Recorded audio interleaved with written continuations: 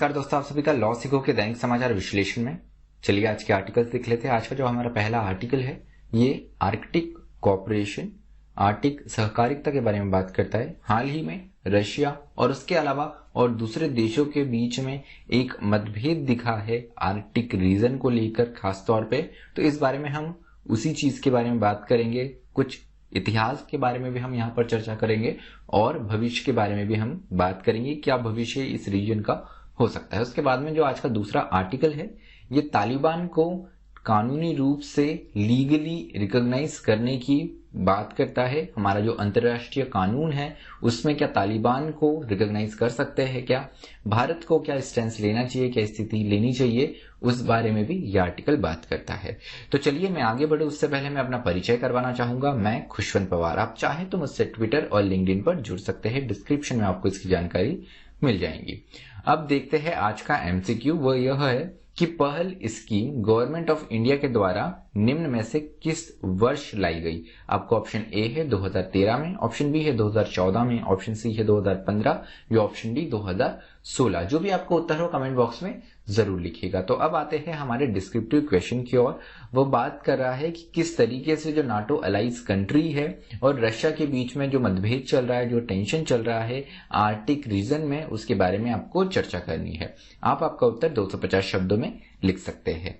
चलिए हमारा आर्टिकल आज का आर्कटिक कॉपरेशन, उसके कैटलिस्ट के बारे में बात करता है। तो हाल ही में जो नाटो कंट्रीज है, नाटो अलाइज है और रशिया के बीच में मतभेद देखने को मिला है। उसके अलावा वह देश जिन्हें जो आर्कटिक रिसोर्सेस के सीधे तौर पर संबंध रखते हैं, जैसे Canada, Denmark, Finland, Iceland, Norway, इन सारे देशों के बीच में एक मतभेद देखने को मिले हैं। तो उस बीच हम बात करेंगे। आपको बता दूं कि 2016 में 6 कंट्रीज ने यहाँ पे ऑब्जर्वर की भूमिका इस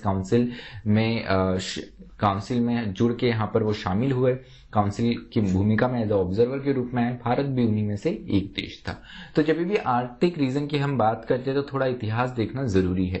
अक्टूबर 1987 की बात करें, 1987 अक्टूबर की बात करें, तो उस समय के सोवियत कम्युनिस्ट पार्टी के जनरल सेक्रेटरी मिखाइल गोर्बाचेव, इनके द्वारा बताया गया कि कोल्ड वॉर एरा का एंड हो चुका है और अब आर्कटिक रीजन को एक जोन ऑफ पीस के रूप में, मतलब शांति के क्षेत्र के रूप में देखा जाएगा।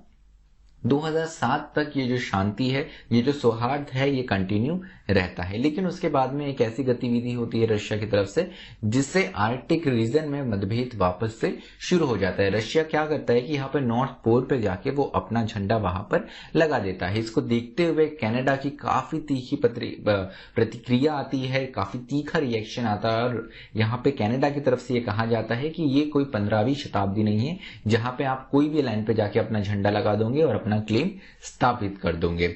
हम एक अभी डेमोक्रेटिक प्रोसेस में है, यहाँ पर सारे देशों के बीच में कॉपरेशन होता है, तो यहाँ पर पुरानी तरीके से हम चीजें नहीं कर सकते। उसके बाद में 2014 में एक और इंसिडेंट हुआ और इसमें रशिया का वापस इन्वॉल्वमेंट दिखा। रशिया ने क्रीमिया को अपने अंतर्गत ले लिया और रशिया यूक्रेन की कॉन्फ्लिक्ट 2014 से कंटिन्यूसली चालू है। तो रशिया को इस तरीके से देखा जाता है कि ये एक रूल ब्रेकर है, एक अनट्रस्टवर्दी प्लेयर है जिस पर भरोसा नहीं किया जा सकता है। और यहाँ पर रशिया जो है वो अपनी मिलिट्री शक्ति जो है, अपनी सैन्य शक्ति को वापस से अपने नॉर्थ पार्ट में, खासकर जो कि आर्कटिक से जुड़ा हुआ है, यहाँ पर स्थापित करना चाहता है। उसी के साथ में जब हम आर्कटिक रीजन की बात करते हैं तो यहाँ पर एक बहुत बड़ा कैटलिस्ट है, वो है क्लाइमेट चेंज।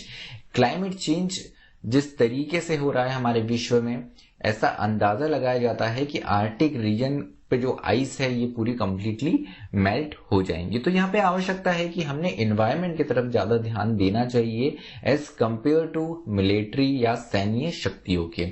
उसके अलावा आर्कटिक में जो world climate and security report 2020 के अनुसार अगर हम आर्कटिक रीजन की बात करें तो यहाँ पर ये गर्म होते जा रहा है, 2 गुना ये गर्म होते हुए जा रहा है as compared to rest of the planet. अब जियोपॉलिटिकली भी इसकी इंपॉर्टेंस काफी बढ़ जाती है। स्ट्रेटेजिकली अगर हम देखें तो यहाँ पर आर्कटिक रीजन की अगर हम बात करें तो जिस तरीके से इन्वायरमेंट ट्रांसफॉर्मेशन हो रहा है, यहाँ की आइस कम होते हुए जा रही है, तो ये एक नया रास्ता, एक नया समुद्री मार्ग बन के सामने आ सकता है, जिसमें खासकर चीन की दिलचस्पी ज्यादा है, क्योंकि आज चीन को जाना पड़ता है, जो भी ट्रेड होता है चीन का मेजर ट्रेड ये साउथ चाइना सी से होता है, स्ट्रेट ऑफ मलक्का से पास होना पड़ता है जो कि हिंद महासागर में है। तो ये बहुत सारी यहाँ पे हमको साउथ चाइना सी में जो समस्या चालू है आसियान कंट्रीज के साथ में, इससे छुपी हुई नहीं है। तो उसी को देखते हुए अगर एक नया मार्ग ओपन होता है आर्कटिक के पास से, अगर आइस यहाँ पे मेल्ट हो जाती है तो चीन के लिए एक बहुत बड़ी अपॉर्चुनिटी होंगी, वही रशिया के लिए अपना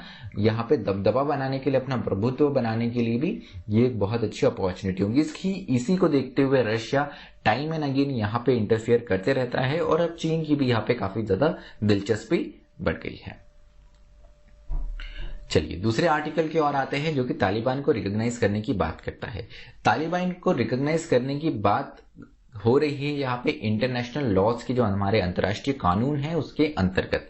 तालिबान की अगर बात करें तो अफगानिस्तान में पिछले कुछ दिनों में हमने जिस तरीके से देखा कि यहाँ पे जो डेमोक्रेटिकली इलेक्टेड गवर्नमेंट थी उसको साइड में करके एक टेररिस्ट ग्रुप तालिबान यहाँ पे उन्होंने अपना कब्जा अफगानिस्तान में जमा लिया, और यहाँ पे जो प्रेसिडेंट जो हाउस है वो वहां तक पहुंचकर अपनी सरकार वहां पे स्थापित करने का एक दावा इन्होंने कर दिया है। कुछ देश है जैसे चीन और रशिया ने तालिबान को रिकॉग्नाइज कर लिया है एज अ गवर्नमेंट, पर वही दूसरी ओर देखिए तो वेस्टर्न कंट्रीज जैसे कनाडा ने इस स्टेप को बहुत कड़े तौर पे यहाँ पे क्रिटिसाइज करते हुए इसका अपोज करा हुआ है। अब यहाँ पर महत्वपूर्ण ये है कि गवर्नमेंट को रिकॉग्नाइज करना इतना महत्वपूर्ण क्यों होता है। तो इंटरनेशनल लॉ में अगर हम देखें तो गवर्नमेंट रिकॉग्नाइज करने का महत्व इसलिए होता है क्योंकि कोई भी देश हो, जैसे भारत हो गया, श्रीलंका हो गया, इंग्लैंड हो गया, तो इनको एक डिप्लोमेटिक रिलेशंस हर देश से बनाने की आवश्यकता पड़ती है, क्योंकि आज हम एक ऐसे वर्ल्ड में रह रहे हैं जहां पर एक दूसरे पर सारे देशों की डिपेंडेंसी है। उसके चलते हुए कौन डोमेस्टिक और इंटरनेशनल लीगल ऑब्लिगेशन निभा रहा है ये देखना जरूरी होता है, और उसी के आधार पे डिप्लोमेटिक रिलेशंस बनाए जा सकते हैं। तो यहाँ पर जब भी हम बात करते हैं कि गवर्नमेंट को रिकॉग्नाइज करना, तो इसके लिए एक टेस्ट है, टेस्ट ऑफ इफेक्टिवनेस हम इसे कह सकते हैं। इस टेस्ट में दो चीजों पर ध्यान दिया जाता है। जो सबसे पहली चीज है वो ये कि जो टेरिटरी है, मेजॉरिटी ऑफ पॉपुलेशन है, नेशनल इंस्टीट्यूशंस है, बैंकिंग और मॉनेटरी सिस्टम है, इस पे किसका कंट्रोल है, और क्या जिसका कंट्रोल है वही गवर्नमेंट क्लेम कर रहा है, या जो गवर्नमेंट क्लेम कर रहा है क्या उनका इन सारी चीजों पे कंट्रोल है, इफेक्टिवली कंट्रोल है या नहीं है, ये पहला टेस्ट होता है। दूसरी बात ये होती है क्या जो गवर्नमेंट क्लेम कर रहा है, जो अपने आप को लीगल रिकॉग्निशन की बात कर रहा है, क्या वो डेमोक्रेटिकली लेजिटिमेसी रखता है, क्या वो लोकतांत्रिक रूप से यहाँ पर कानूनी प्रक्रिया को पूरी करते हुए आया है।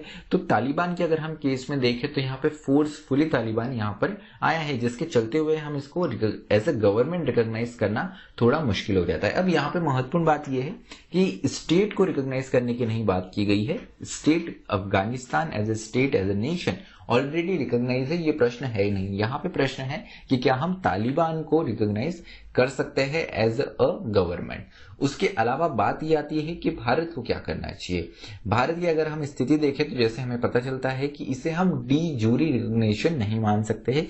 इसको भारत डी फैक्टो रूप से, फैक्चुअल रूप से तालिबान ने शक्तियों को अपने हाथ में लिया है, तो हम इसे डी फैक्टो रिकॉग्निशन दे सकते हैं। भारत के लिए महत्वपूर्ण इसलिए हो जाता है क्योंकि भारत ने एक बहुत बड़ा निवेश अफगानिस्तान में करा हुआ है। अगर हम भारत के निवेश की बात करें तो ये अफगानिस्तान उन चुनिंदा देशों में है जिसमें भारत ने बहुत बड़ा अपना इन्वेस्टमेंट किया है। उसके अलावा हम साउथ एशियन रीजन की बात करें तो सार्क का मेंबर भी अफगानिस्तान है, इसलिए भी हमारे इंटरेस्ट काफी ज्यादा इंपॉर्टेंट हो जाते हैं। तो यहाँ पर भारत को एक नई नीति के साथ, एक नई पॉलिसी के साथ में सामने आने की आवश्यकता है।